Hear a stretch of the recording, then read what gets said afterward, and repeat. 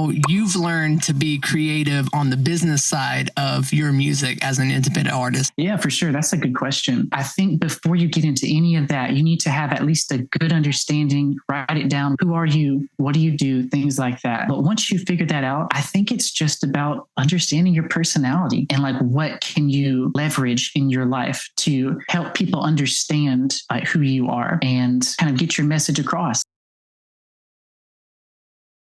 For a moment in time while I was in Colorado, I used to sleep at my studio. So whatever studio that would allow me to be their main engineer, I would stay there and live there.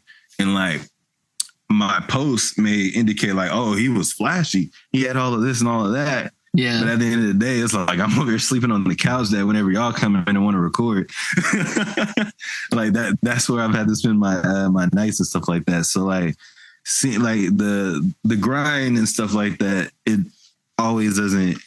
doesn't always show faith. Yeah, I had a trip to California and that opened my eyes too to see like, okay, so this is really how people are maneuvering to get what is perceived to the masses one way. I also see taking action.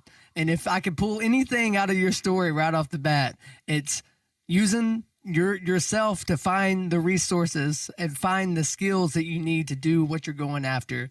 And then two, it's taking immediate action. Like you said, your wife got you a camera, and instead of like getting bogged down by how do I use this thing, you went out and just started using it. And that's the first thing you gotta do is figure out how to use it, get comfortable with anything. The struggles that I've gone through have led me to top of the mountains that I've reached this year, but through the valleys is where I've learned it all. It's definitely in the valleys that we kind of become the people that we were created to be. Success is very elementary. So one of the things that I do, and it's still right here with me, is you need to get an agenda, because this is where you can hold yourself accountable. This is something that we had given to Jacksonville. They would give us agendas. They don't even know. They don't even know. I swear. Right. But this is it's so serious though, because it's the simple things. It's very elementary. Success is very elementary.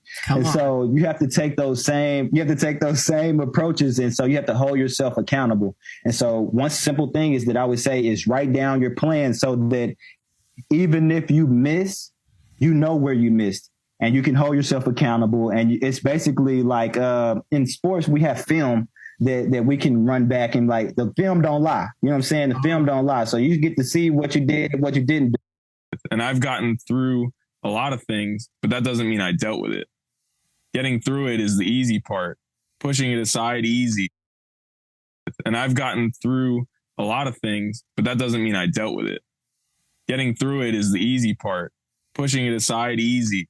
You know, staying strong in the moment, but then coming back to it and dealing with it, that's the tough part.